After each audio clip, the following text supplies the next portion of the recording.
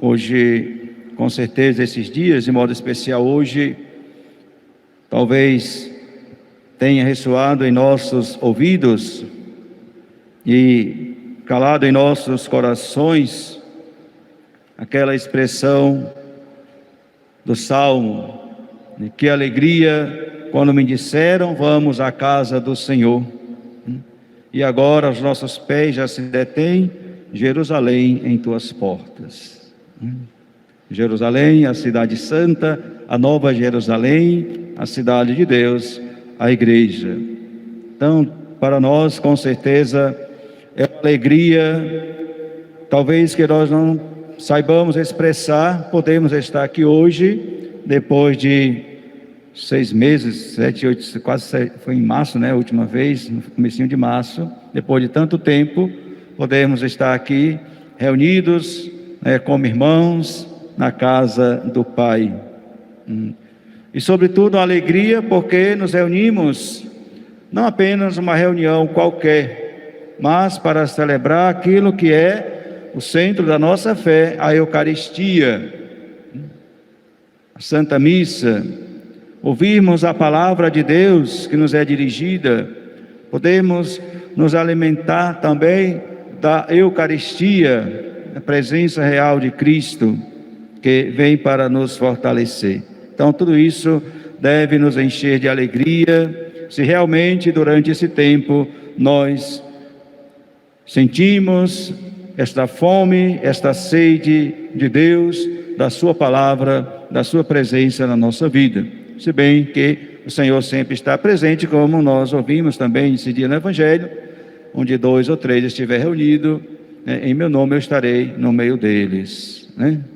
Então, porém, aqui acontece de verdade a igreja, né? Essa comunhão de irmãos, comunhão em Cristo com o Pai no Espírito Santo.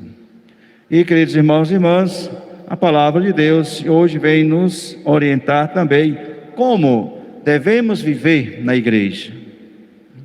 Durante esses domingos, nós estamos ouvindo o Evangelho de São Mateus, capítulo 18, aonde Jesus faz um discurso sobre a igreja, né?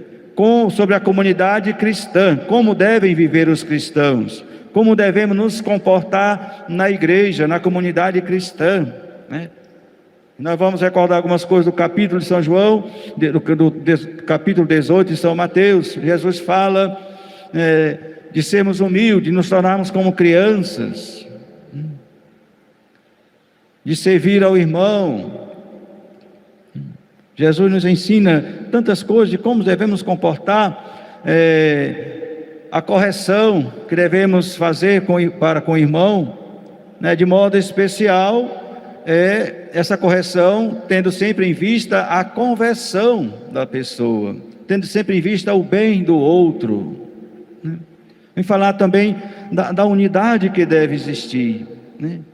A igreja é uma comunidade de irmãos que vivem de fato a comunhão. Não são pessoas reunidas simplesmente. A igreja são pessoas, filhos de Deus, reunidos e unidos em comunhão,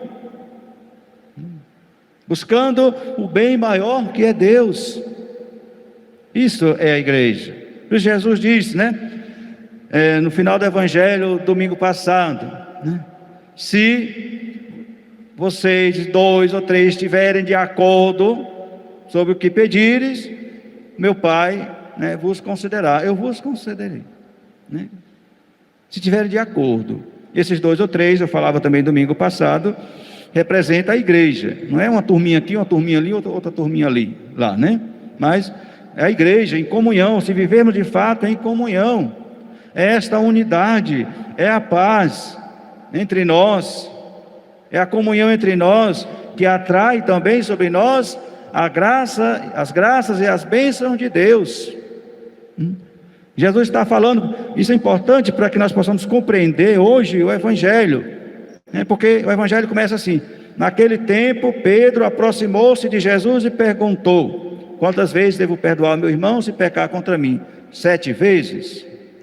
Que tempo foi esse que Pedro se aproximou de Jesus e fez essa pergunta? Por que que Pedro faz essa pergunta a Jesus? Quantas vezes devo aproximar, devo perdoar meu irmão? Né? Pedro se aproxima exatamente quando Jesus está falando sobre essa questão da unidade. Porque para vivermos em comunhão, para vivermos a unidade entre nós, se faz necessário o perdão, porque somos pessoas pecadoras. Todos nós temos nossos defeitos, temos as nossas falhas, temos os nossos pecados, e é preciso perdoar. E Jesus tem dito: olha, se vocês estiverem de acordo, né, estiverem em comunhão, se vocês me pedirem alguma coisa, vocês irão conseguir. E Pedro diz: então, se é assim, então quantas vezes eu tenho que perdoar o meu irmão, para que eu possa estar de acordo com ele? Né? Até 7 vezes. Pedro é até generoso aqui, porque se dizia que até 3 vezes se podia perdoar, né? A partir daí, Pedro vai muito além, 7 vezes, olha, quem sabe, olha, eu estou sendo generoso, né? Às vezes ele diz: olha, eu já fui generoso demais, eu já perdoei 4 vezes, já perdoei 5 vezes, será que está bom, Senhor, né? Vou perdoar mais não, já está bom, já me ofendeu demais, eu sempre perdoando, fazendo papel de besta. Muita gente pensa assim, e Jesus responde: não, Pedro, não te digo 7 vezes não, mas 70 vezes 7, que essa expressão quer dizer sempre. Temos que perdoar sempre, porque sempre nós precisamos e necessitamos do perdão de Deus, e sempre que nós nos aproximamos de Deus com o coração sincero, arrependido, Deus nos perdoa. Porque Deus assim é a medida para nós. Deus é a medida para nós. Se eu for querer perdoar o irmão olhando a minha capacidade de perdoar, eu não vou perdoar nunca. Talvez nenhuma vez eu seja capaz de perdoar, porque muitas vezes nós somos mais atacados, né, a não perdoar as pessoas. Nós temos muita dificuldade em perdoar, e o diabo se aproveita muito disso. No mês, ainda na quaresma, eu estava ouvindo, participando da missa, né, nas redes sociais com o Papa Francisco, e ele falava um pouco sobre esse evangelho. Ele dizia que esta, né, é a grande riqueza, é o grande tesouro do diabo, né? O ódio, né? O não querer perdoar, e ele fica atrás disso, se esconde ali e vai fazendo crescer dentro de nós esses sentimentos de não querer perdoar, né? O Papa diz: essa é a riqueza, essa riqueza é o seu tesouro dele, né? Ele se esconde atrás do nosso ódio, do nossos sentimentos contra o próximo, e vai alimentando isso dentro de nós. Por isso que é necessário sempre pedir perdão a Deus, é necessário sempre perdoar. Nós ouvimos esta parábola que Jesus diz: por que tem que perdoar sempre? Ele vai dizer: porque o reino de Deus é como, né, um patrão que foi prestar conta com seus empregados, e trouxeram ali um que devia uma quantia enorme, né? Uma quantia enorme. Essa quantia é tão grande que não dá nem para se calcular. Isso para dizer o quê? Que a nossa dívida com Deus é grande, é enorme. Nós não temos como pagar a Deus. Por isso que aquele homem disse: Senhor, né, dá-me um tempo, um prazo, né, quem sabe aí alguns meses, alguns anos, eu te pagarei. O que foi que o patrão fez? Então depois daqui a 1 ano você vem me pagar. Foi assim? Não. O patrão teve compaixão e perdoou a dívida. Perdoou a dívida, porque ele sabia que aquele homem não tinha como lhe pagar. Por isso que Deus não nos dá um prazo para a gente pagar as dívidas, porque Ele sabe que nós não temos como pagar. Ele nos perdoa totalmente. Ele deixa de lado, né, os nossos pecados, né? Ele esquece, dizia o Papa Francisco, ele esquece a nossa história de pecado. E ele dizia assim: alguém dizia que esta, talvez, para dizer, é a doença de Deus, né? Que Ele perde a memória quando nos perdoa, porque Ele não fica relembrando as nossas culpas, não fica jogando na nossa cara os nossos pecados, né? Não ficar sempre apontando o dedo para o outro: você me fez isso, você me fez aquilo. né? Por isso que Jesus diz, é preciso perdoar de coração ao irmão. Então Deus nos perdoa sempre, porque nós não temos como pagar a nossa dívida. Por isso também nós devemos transmitir esse perdão aos irmãos. Devemos transmitir o perdão, mas nós só seremos capazes de perdoar se nos sentirmos perdoados por Deus. Se deixarmos que essa graça da misericórdia de Deus recaia sobre nós, e se nós de fato sentir isso, porque eu posso receber a graça de Deus, e essa graça não poder produzir nada em mim. Eu posso ser como uma pedra que recebe a chuva, mas dali não nasce nada, porque é pedra, é rocha, né? Não tem areia, a água não penetra. Foi o que aconteceu com esse homem. Recebeu o perdão da sua dívida, né? Mas ao sair dali ele encontrou um outro irmão que ele devia pouquíssimo, quase nada comparado com a sua dívida ao patrão, e agarrou, né, pelo pescoço, né? Totalmente diferente. Veja a ação desse homem, né?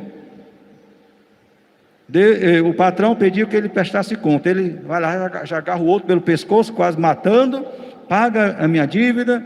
O outro cai aos seus pés, pede um prazo, e ele não quer saber de prazo, joga na prisão, manda vender ele, vender a esposa, os filhos, tudo que tem para pagar a dívida, porque naquele tempo era assim, né? Se você devia, então você era vendido, a sua esposa, seus filhos, seus bens eram vendidos para você pagar a dívida.